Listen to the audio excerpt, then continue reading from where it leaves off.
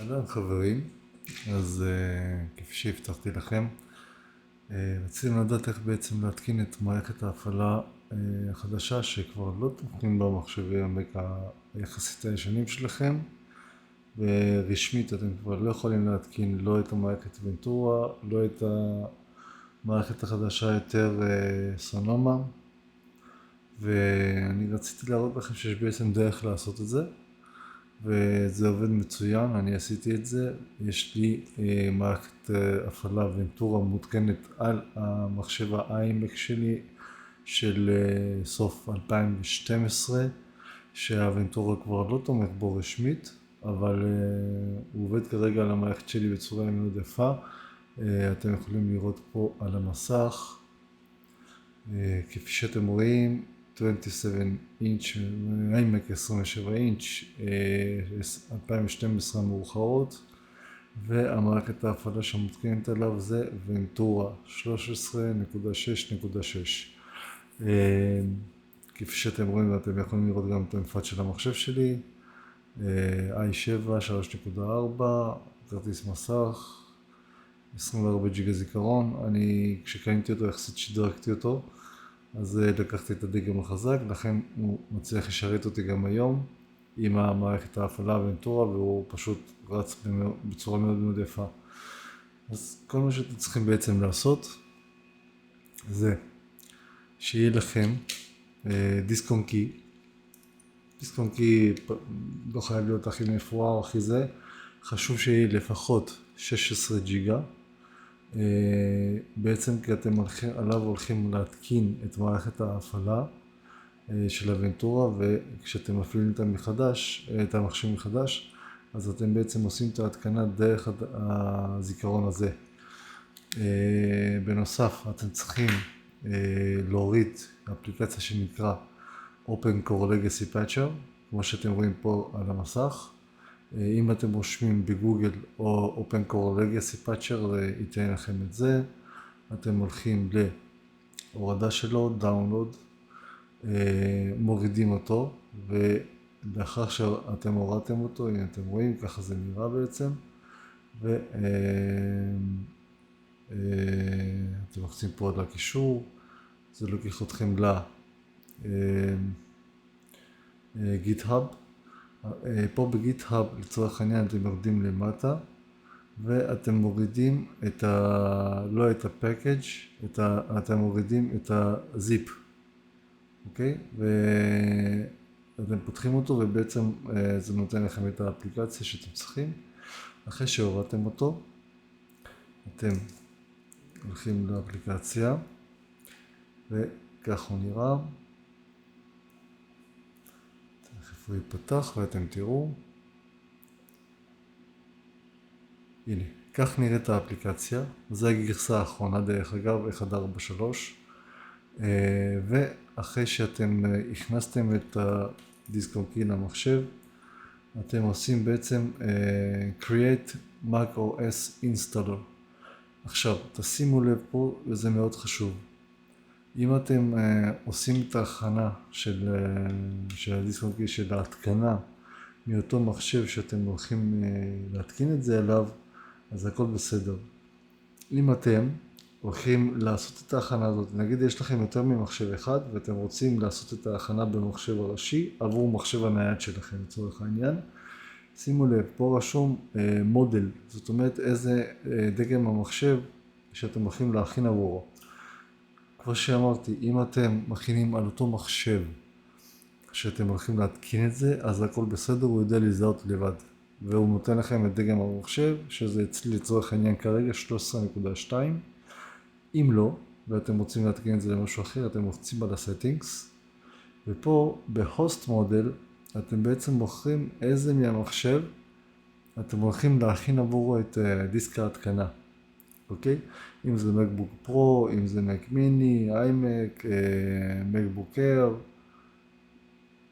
מה שאתם הולכים להתקין עליו בעצם. עכשיו, אם אתם יודעים בדיוק את הדגם שלכם, מה הדגם שלכם, אז אתם הולכים בעצם ל-About this Mac, פה, More Info, ותכף אני אראה לכם איפה אתם בודקים את זה. ב-more info יש לכם פה details, סליחה, לא פה, system report, למטה system report, ואז פה בהארדוור, בראשי, רשום לכם פה, אתם רואים iMac 13.2. לפי זה אתם יודעים בעצם את הדגם של המחשב שלכם. אז, ואחרי שאתם ראיתם, אז אתם בעצם הולכים, כמו שאמרתי לכם, לסטינגס של האפליקציה, ואם אצלנו נגיד זה היה 13.2, אתם רואים פה iMac 13.2, בוחרים אותו, וברגע שזה מקוון, אתם ממשיכים בפעולה הרגילה, שכמו שאמרתי, Create macOS Installer. עכשיו, כשאתם לוחצים עליו, זה אומר לכם Download. אם כבר הורדתם לעמוד, שאני מאמין שלא, כי אתם עושים את זה בפעם ראשונה, אתם פשוט לוחצים על ה-Download, והוא כרגע מחפש את הגרסאות של המערכת ההפעלה הזמינות שיש להורדה. כמו שאתם רואים, יש ונטורה, מונטריי, ביקסור, סונומה. אני לא ממליץ כרגע להתקין את הסונומה, מסיבה כזאת שהיא לא פרוצה עד הסוף. הוונטורה היא פרוצה כבר עד הסוף, והיא יורדת מעולה, אז אני ממליץ להוריד את הוונטורה. אחרי שאתם עושים דאונלוד, הוא מוריד בעצם את מערכת ההפעלה למחשב שלכם, ואחרי שהוא הוריד אותו, הוא בעצם אומר לכם האם להתקין את כל הפאץ' וכל הדברים האלה לתוך הדיסק און קי, ואתם פשוט אומרים לו כן, כן, כן. אחרי שעושים את כל הפעולות, אתם עושים הפעלה מחדש של מחשב, ומחזיקים את כפתור האופשן של המקלדת. זה יעלה לכם בעצם את האופציה לבחור מה בעצם הכונן ההתחלתי שאתם רוצים שהוא יפעיל ממנו. עכשיו אתם צריכים לבחור את הדיסק און קי שעליו מותקן למערכת ההפעלה, ומשם אתם עושים את ההתקנה. חשוב מאוד שאתם תבחרו את הדיסק און קי שזה רשום עליו EFO או משהו כזה, ורשום את הוונטורה. ואז משם אתם עושים אינסטנט ונטורה.